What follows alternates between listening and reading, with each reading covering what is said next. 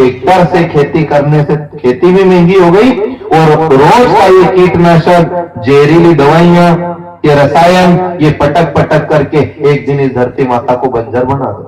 और बन रही है। अब उपज की मात्रा, क्योंकि पहले साल भर में एक फसल होती थी, अब ऐसा विज्ञान का समय है 3-3 फसल पैदा कर रहे हैं, ऊपर से जहर पटक रहे हैं, जहरीली सब्जियां, नाले से सब्जियां पैदा हो रही है, जहर से अनाज पैदा हो रहा है, गाय बैल की हत्या हो रही है। तो ये श्राप लगेगा किसको? जो किसान इनका रक्षक था।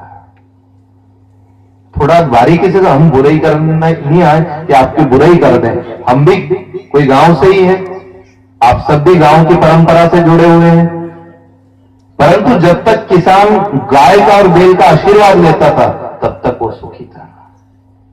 भले कम कमाता और उसमें उसका घर अच्छा चलता था, उसके यहां कोई फांसी पे नहीं लटकता था, उसके बेटे उसकी मानते थे, उसकी बहू उसकी सुनती थी, उसे बीमारी ने नहीं घेरा था, उसे रोग ने नहीं घेरा था। ये सब बीमारी के शिकार हो रहे हैं, दुखी हो रहे हैं, फांसी पे लटक रहे हैं, जहर खा रहे हैं। ये 5000 साल पहले घोषणा हो चुकी थी कि गाय से जिस दिन अलग हो जाओगे दुखी हो जाओगे।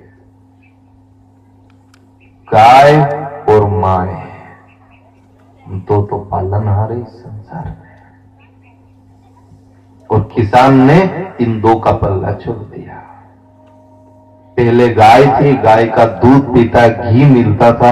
आज भी विज्ञान भी इस बात को सिद्ध करता है कि कोई को हृदय रोग हो, कोई तकलीफ हो हृदय की, हार्ट की तकलीफ हो, भैंस का दूध और घी यदि प्रयोग किया जाए तो तकलीफ बढ़ती है, और गाय के घी और दूध से कोई तकलीफ भी होती है, वो घटती है और उसमें फायदा होता है। पर आप अपन उससे अब इतने दूर हो गए धीरे धीरे धीरे धीरे कि वो गाय नहीं बची, और बच्ची जिनके यहाँ जर्सी बची है। गाय भी देशी बचनी चाहिए, ये भी एक संकल्प है। देशी गाय की सेवा करनी है, देशी नस्ल की बात।